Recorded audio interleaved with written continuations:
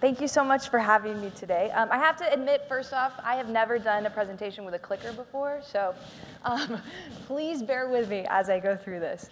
So my name is Cris Valerio, and I work for a nonprofit innovation consultancy, IDEO.org. And at IDEO.org, we like to think in terms of innovation, clearly, and specifically, we profoundly believe that design is a tool that can help solve some of the world's most challenging problems. To that extent, we actually work with low-income communities all around the world and domestically, trying to find innovative ways to meet specific needs. So technically, that means that I am now a quote-unquote designer. I come from a financial background, financial news specifically, hence I have my pen for my nervous energy and my paper. This is how I deal with things. So when I think of a designer, if you'd asked me about a year ago, what does a designer do? I probably would have told you they work in fashion, probably wear skinny jeans and some really cool glasses, and I think quite a few of you in here that might meet that description. But actually, being a designer is not just about the skinny jeans, apparently. In fact, as I've learned this year at IDEO, being a designer is actually a very inclusive definition of what it is that people do. In fact, at IDEO, we believe that you are a designer, and I am a designer. We all design our days. We design our interactions with different people. We design our lives. So we are all designers. So I want to start off by telling you a quick story. I think Jody mentioned it. I just got back from Ghana about 2 days ago. And I don't know, has anyone here been to Ghana? Because I had not. It was my first time there. And it is really hot in Ghana. The kind of heat that you walk off the plane and you immediately feel wet from the humidity. And now I sweat a lot. This is something that was a huge problem in junior high. And it actually continues to be a problem.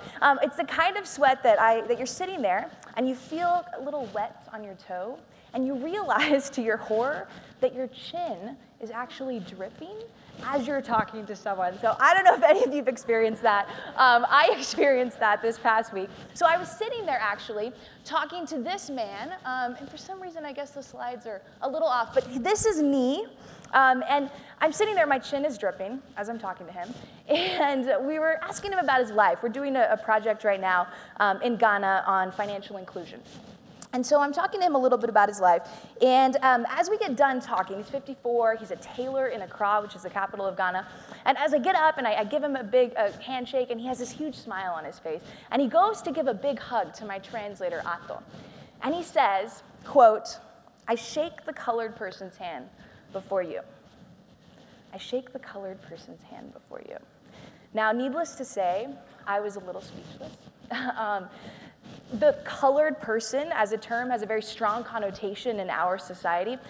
But what I learned very quickly, what Ato told me later on, was in fact in Ghana, white people, and even though I think I'm brown, I'm white apparently, and they're referred to as obroni koko.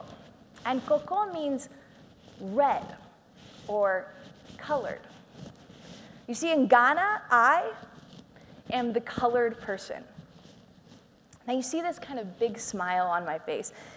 And it's because I live for these aha moments. These moments when my lens on the world and the way that I view myself and I view my world, it changes entirely. And this was one of those moments. So I'm here today to talk to you about being a beginner. Specifically, I'm here to talk about the lens of being a beginner and the way that that lens really can be the key to real change, and how I've adopted and I purposefully look for that lens both in my life as a professional and also in my personal life. So what is a beginner? Well, I'm going to talk about 3 specific attributes that I think make up what a beginner is. Number 1 is power of observation. Number 2 is ignorance of obstacles. And number 3, acknowledge room to grow. So let me go through a very quick example to point this out. So I love rock climbing. I discovered this sport about 2 years ago, and as all of my friends will tell you, I'm a little bit obsessed. And so I'll never forget the first time that I went to rack up for my first trad climb. Now, for those that know, a trad climb is when you're going up a rock and you're putting gear into the rock, and if you fall, you're going to fall on your piece of gear. So it is terrifying for someone like me, and needless to say, it was terrifying. So I remember I was in Indian Creek, Utah, which is beautiful desert, and I remember gearing up and starting to go up this crack. And my heart was pounding so strongly. I remember that so clearly. And I remember sticking my hand in that crack and feeling that Wingate sandstone on my hand. When we're new to something, our powers of observation are very much heightened, right? And that is something that is definitely the truth and was definitely the truth in that case. Now, as I started to go up that rock, I had a pretty good feeling that I might not make it all the way up. And what that means is that I was going to have somebody go and bail me out. I was going to have to lower off, and they were probably going to have to finish for me. But that was my reality. That was my accepted reality. I was new, and I knew that that was something that might have to happen. Acknowledged room to grow. And the third thing is that I had no idea, as I started up that crack, how wide the top section was actually going to be. And I had no idea how much that last move was going to terrify me, literally grip me. And what happens when you're new to something is that you don't see the obstacles. This was an emotional obstacle, but sometimes there's physical obstacles, right? And we don't see that. We have no roadmap. So while terrifying, it also means that we're free from constraints. We have no idea. So these are three things, right? Power of observation, we have ignorance of obstacles, and room to grow. And I want you to keep these three things in mind as I go through the rest of the talk and talk about kind of what it's like to be a beginner.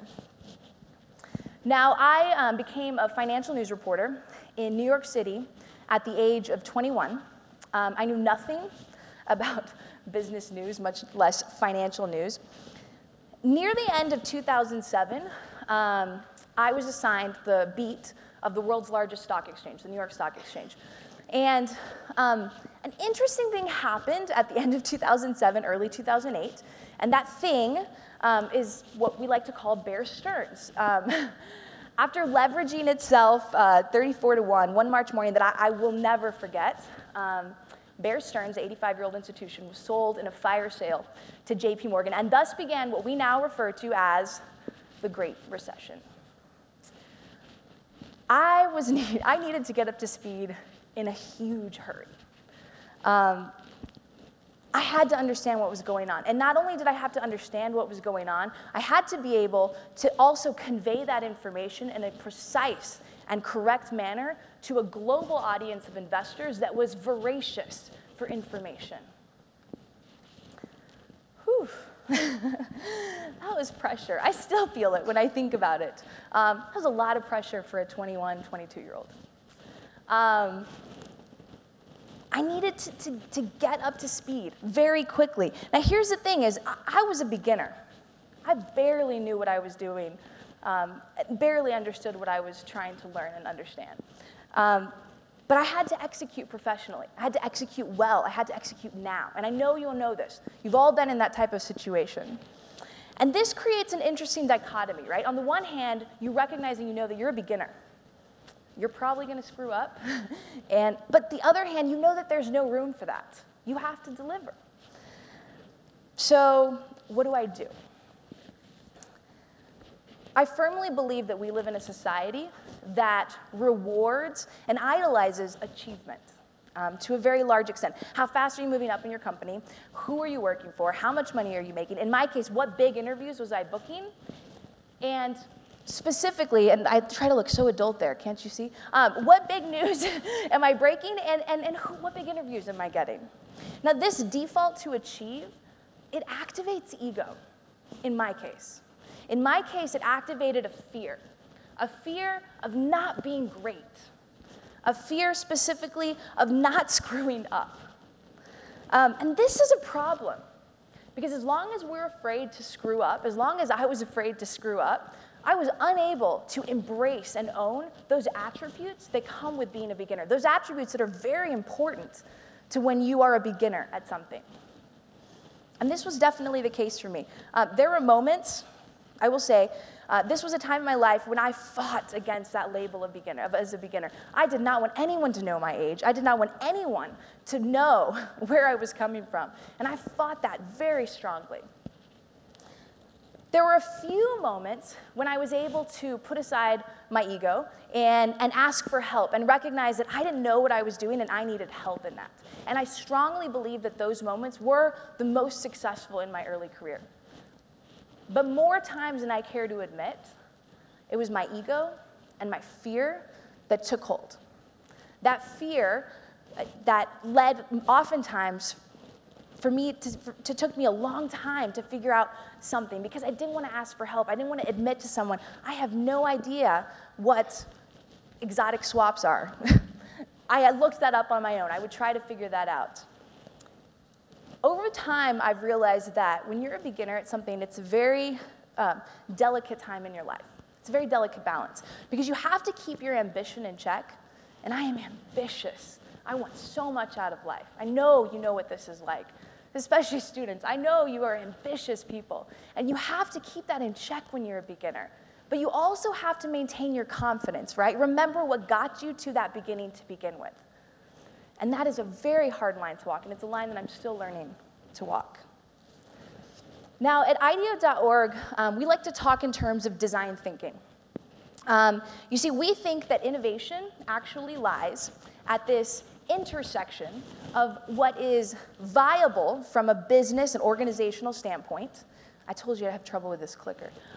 What's viable from a business and organizational standpoint, what's feasible from a technical standpoint, and importantly, what is desirable from a human standpoint. And our theory of change, it starts with people, with human desirability. We strongly believe that innovation lies at this cross-section, and we fundamentally believe that innovation is a mindset, and that mindset comes with embracing a beginner's attitude, with embracing the idea that your lens on the world is one small lens. So what does this look like? Well, I have two specific examples that I want to kind of end with here. And the first one has to do with a project that we were doing this past spring in Kenya. We were working for a telecom, and this telecom asked us to start to look at how we could perhaps create a mobile savings platform for low-income Kenyans. And over the course of several weeks, my colleagues and I spent many hours doing many interviews in people's homes, in their farms, at their businesses, trying to understand their relationship with money. Not only how do they look at money and how do they think of savings, but also what do they see as value, and what does that look like for them? So I want you to meet Rose and Simon. They were a fabulously fun couple to talk to. They love to smile. They've been married 20 years, have 2 beautiful daughters. And we sat down and we were talking to them. And we asked them, so what does savings look like for you? And they looked at us and they said, we don't save. So we kept talking to them. And an hour into the conversation, we start to ask them about these cows that they have in their backyard. We said, what are those cows for? And they stared back at us, kind of like, well, are you stupid? And they said, well, for our future, of course. And thus began our understanding of Kenyan cows. So Kenyan cows are actually the perfect investment vehicle for savings. I'm going to say that again. Kenyan cows are the perfect investment vehicle for savings, believe it or not. I have some there for you to take a look at so you can really start to imagine it. So this is a really uncomfortable proposition for someone like me that's coming, A, from a financial news background, B, working on a mobile savings platform. I'm like, okay, this does not work for me. This assumption is very hard. But we set aside those assumptions, right, and we start to try to understand from their point of view, trying to develop that beginner's mindset, right? There are no obstacles, no constraints, trying to understand what they're saying. So I'm about to tell you why Kenyan cows are the most perfect investment vehicle for savings. Number one is that they are indivisible. So what do I mean by the fact that they're indivisible? Well, you can't eat part of a cow. You can't sell part of a cow. You cannot kill only part of a cow. You must do the cow in its entirety. So what does this mean? Well, it means that you think really long and hard before you do anything with that cow. Number two Kenyan cows, actually all cows apparently, actually have a daily return. We like to call that milk, and Rose and Simon call that daily liquidity, money that they use for their food every day, right? They get milk, they sell it, they have daily liquidity. And the third thing that cows provide is they have offspring, they reproduce. So what does that mean? It means that over a long period of time, you get more bang for your buck. So Rose and Simon did not consider the fact that they did not have savings, right? No savings. And yet they had cows as a way to plan for their future. They buy and sell cows as a way to obtain lump sums of cash for the long term, for the future. And what is savings but lump sums of cash over the long term? And this insight, trying to understand their world from that perspective, trying to empathize with their life, really led us to ask a question. And that question was, how might we build upon intuitive behaviors like buying and selling a cow to try to activate mobile savings? How can we build upon those intuitive behaviors? And that insight led us to opportunity areas of reframing the analogy for savings. How can we reframe that analogy into a buying and savings platform? And that, right now, those concepts that came out of that, we're prototyping right now. But that's an example of how adopting a beginner's mindset, setting aside our assumptions, and taking away the constraints that come inherently with the idea of how do you buy and sell shares of a cow, I guess, how that plays into the work that I do currently. I have another story. It's a little bit different, but I think it's equally important to talk about that really exemplifies this idea of a beginner's mindset in the work that I currently do. I have a colleague who has worked in public health education for the last 8 years, and specifically she specializes in social marketing campaigns in the developing world related to family planning and HIV prevention. She knows, as most experts in this field do, that HIV prevention is not actually about talking about the disease. It's not fear-mongering.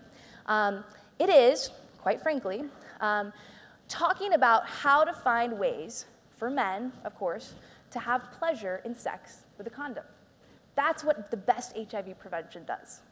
So when she goes into a field, she sends her teams out to try to understand what that might look like in that specific region. So she was sent to Papua New Guinea. For those who don't know, and I was one of them, Papua New Guinea is an island in the South Pacific right above Australia. And so she sent her team out there to try to take a look and think, well, how would this look like for this community? And her teams were in the field doing research when they heard about a man who had attached a zipper to the end of his foreskin. And they said, that sounds interesting. So they went to go find this man. And they sat down with him. And they asked him, why do you do that? And this was his response. It's a way for women, it's a way to get women to scream out.